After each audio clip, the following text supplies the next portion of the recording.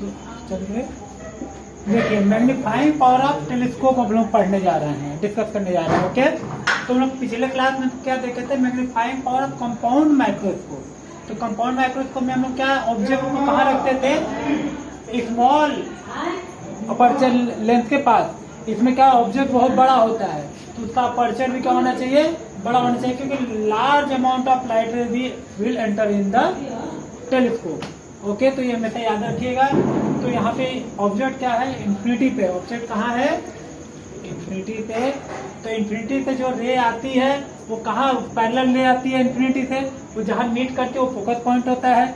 तो ये objective length का फोकस पॉइंट यहाँ होगा, F0 इक्वल V0। ठीक, ऑब्जेक्टिव लेंथ की वजह से इमेज यहाँ बनेगा, और ये इमेज आई पीस के लिए क्या करेगा, ऑब्जेक्ट की तरह काम करेगा, और इमेज कहाँ बनेगा, डी पे। क्यों, क्योंकि हम ये नियर पॉइंट ले रहे हैं। कहाँ ले रहे हैं, नियर पॉइंट। इमेज चाहे माइक्रोस्कोप हो या टेलीस्कोप हो, दो ही पॉइंट पे जनरल निकालते हैं। एक नियर पॉइंट डी पे और दूसरा फार पॉइंट इन्फिनिटी पे। ओके, तो हम अभी नियर पॉइंट के लिए निकालने जा रहे हैं, लेकिन माइक्रोस्कोप में हमें पास की चीज देखनी होती है, इसलिए डी डिस्टेंस पे रख के हम लोग नॉर्मल आई से उसको देखते हैं। नॉर्मल आई के लिए आंखों पे कितना एंगल सबस्टेंड कर रहा है।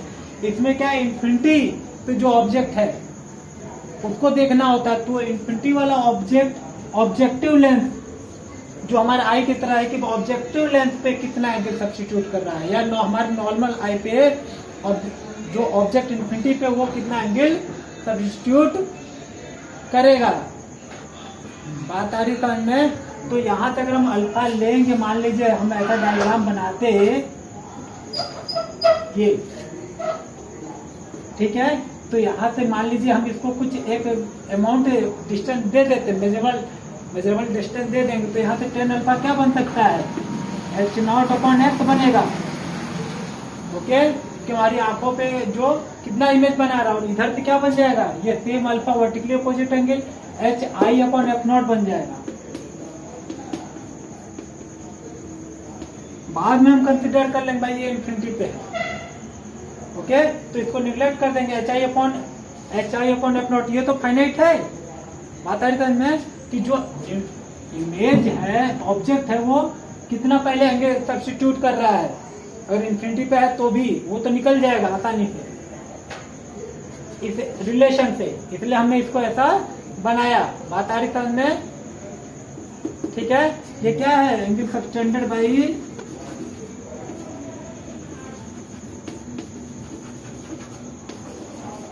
ऑब्जेक्ट। पिछले क्लास में भी सेम फार्मूला में कुछ चेंज नहीं है। ऑन आई, नॉर्मल आई, कहाँ, नॉर्मल आई,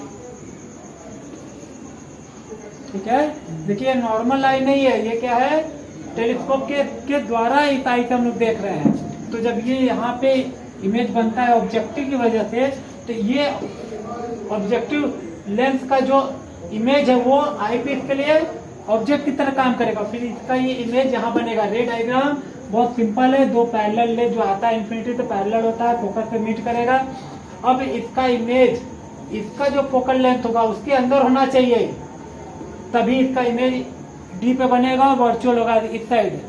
बात आ रही है समझ में। तो ये हम UE डिस्टेंस ले लेते हैं, और यहाँ से 10 बीटा हमारा क्या हो जाएगा, देखिए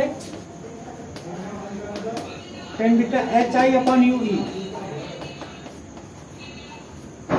HI/UE, और दूसरा HI'/D भी होगा। देखिए ये ट्रायंगल, दो ट्रायंगल बन रहा है, तो ये क्या होगा, HI'/D। और यहाँ से ये भी निकल सकता है क्रॉस मल्टीप्लिकेशन करने पे। ओके, कोई डाउट। अब देखिए हमको क्या करना है, मैग्निफिकेशन निकालना है, मैग्नीफाइंग पावर ऑफ टेलीस्कोप। तो हमको पता है formula constant 10 beta upon 10 alpha. 10 beta क्या, angle subtended by image on eye upon angle subtended by object on eye. तो हम लोग यहाँ सब्स्टिट्यूट कर देंगे, तो क्या हो जाएगा, तो कर लीजिए H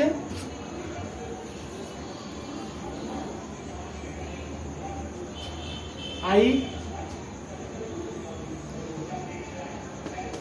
upon U E into H I upon F not, H I upon F not, 10 alpha ये, ठीक, 10 बीटा ये, तो एच आई कट गया, हमें मिला क्या, एफ नॉट अपॉन यू, पता है में। अब देखिए हमको पता है कि इस लेंथ का, दोनों कॉन्वेक्स लेंथ से लेंथ फार्मूला क्या होता है, 1 upon F equal 1 upon B minus 1 upon U. तो हमें आई पीस के लिए लेना है तो ई लगा देंगे। अब आई पीस के लिए ऑब्जेक्ट की इमेज की डिस्टेंस कितना है, वी इक्वल डी। अब देखिए जो इंसिडेंट रे है वो ही डायरेक्शन में है, तो हम डिस्टेंस अगर इस डायरेक्शन में मेजर करेंगे तो क्या होगा, डिस्टेंस नेगेटिव होगा अपोजिट डायरेक्शन में। तो यहाँ पे 1 अपॉन माइनस डी हो जाएगा, माइनस 1 अपॉन यू ई क्या है, ये भी इस डायरेक्शन में मेजर कर रहे हैं, क्यों, क्योंकि यहाँ से डिस्टेंस मेजर करते तो माइनस यू ई हो जाएगा। ओके 1 अपॉन, तो हमें यहाँ से 1 अपॉन यू ई क्या हो जाएगा हमारा, ये इधर आ जाएगा, तो 1 upon F E plus 1 upon D. Okay, तो इन दोनों में इसमें क्या कर लिए, 1 अपॉन एफ ई कॉमन ले लीजिए, तो यहाँ से एलसीएम में क्या आ जाएगा, 1 plus F E upon D हो जाएगा। सिंपल मैथमेटिक्स देखिए, इन दोनों में एफ ई कॉमन लेंगे तो यहाँ से 1 बचेगा, ये एफ ई यहाँ चला जाएगा। ओके, अब देखिए इसको, ये जो फॉर्मूला है यहाँ पे F not into 1 upon U ई है, तो 1 अपॉन यू ई यहाँ से हम सब्स्टिट्यूट कर देंगे, तो यहाँ सब्स्टिट्यूट करेंगे तो क्या बनेगा, 1 upon F E plus 1 F E by, ये फाइनल फॉर्मूला बन गया। मैग्नीफाइंग पावर ऑफ टेलीस्कोप किसके लिए, near point, F naught upon F E into 1 plus F E upon D. Magnifying power of telescope final बन गया, minus भी लिख लेंगे कि इमेज क्या है, inverted, F naught upon F E 1 plus F E upon D. Okay, minus भी आप लगा लीजिएगा यहाँ। अब रिविजन कर लेते हैं हम लोग एक बार। देखिए हम लोग क्या है, टेलीस्कोप में क्या करते हैं, इन्फिनाइट के ऑब्जेक्ट को देखते हैं, तो इन्फिनाइट ऑब्जेक्ट होगा, बड़ा ऑब्जेक्ट होगा, तो उधर जो ऑब्जेक्टिव लेंथ होगा बड़ा होगा, सेम साइड पैरेलल, इन्फिनाइट से जो रेस आती है वो पैरेलल होती है, पैरेलल रेस जहाँ मीट करता है after passing through the length, उस पॉइंट को फोकस करते हैं, तो ऑब्जेक्टिव लेंथ का ये फोकस हो जाएगा, और इस डिस्टेंस को फोकल लेंथ बोल देंगे, ठीक है। फिर ये इमेज जो ऑब्जेक्ट की वजह से बन रहा है वो आईपीस के लिए ऑब्जेक्ट की तरह काम करेगा, इसका फाइनल इमेज यहाँ बनेगा। ओके, तो देखिए 10 बीटा इस ट्रायंगल में हम देखेंगे तो एच आई अपॉन यू ई हो जाएगा, और बड़े ट्रायंगल में देखेंगे तो एच आई डैश ये वाला अपॉन ये कैपिटल डी ये वाला हो जाएगा। ओके, इसको क्रॉस मल्टीप्लाई करके हम ऐसे लिख सकते हैं। ओके, और हमको पता है कि हमारा मैग्नीफाइंग पावर का फार्मूला क्या होता है, ऑब्जेक्ट का इमेज का 10 ऑफ इमेज जो हमारे आई पे एंगल बना रहा है, और रेशियो नॉर्मल आई पे सेम ऑब्जेक्ट कितना एंगल सब्स्टिट्यूट कर रहा है 10 का। तो ये ऑब्जेक्ट जब हम इमेज इन्फिनिटी पे है तो एज्यूम कर लिए कि अल्फा एंगल बना रहा है, एक डिस्टेंस पे है। ओके, तो 10 अल्फा क्या हो जाएगा, एच नॉट अपॉन एक्स हो जाएगा, और ये वर्टिकली अपोजिट एंगल, तो यहाँ से 10 अल्फा क्या आएगा, H I upon V not या एफ नॉट, वो हम यहाँ लिख लीजिए। हमको भी इससे कोई मतलब नहीं है, क्योंकि ये इसलिए क्या, क्योंकि हमारा फार्मूला क्या होगा, चेंज नहीं करना है। जो बेसिक एजम्पशन में पढ़े थे कि हम बताए थे सेम फार्मूला हम हर जगह यूज करेंगे, चाहे माइक्रोस्कोप या टेलीस्कोप, वो हमारा यहाँ वैलिड हो रहा है। ओके, तो फिर देखिए 10 बीटा हमने यहाँ से सब्स्टिट्यूट कर दी H I upon U E, और 10 alpha H I upon F naught, यहाँ H naught H I cut गया, F naught upon U E. अब 1 upon F equal 1 upon V minus upon U होता है आई पीस लेंथ के लिए। तो यहाँ पे डिस्टेंस, इंसिडेंट रे का डायरेक्शन इधर है, तो डिस्टेंस इधर मेजर कर रहे हैं तो माइनस होगा, तो यहाँ पे वी ई क्या होगा, माइनस जी ये, और यू ई क्या है, ये डिस्टेंस है इधर डायरेक्शन में, तो माइनस यू ई, और इसको हम इधर ही रहने दिए, 1 अपॉन डी को इधर ले जाएंगे तो प्लस हो जाएगा।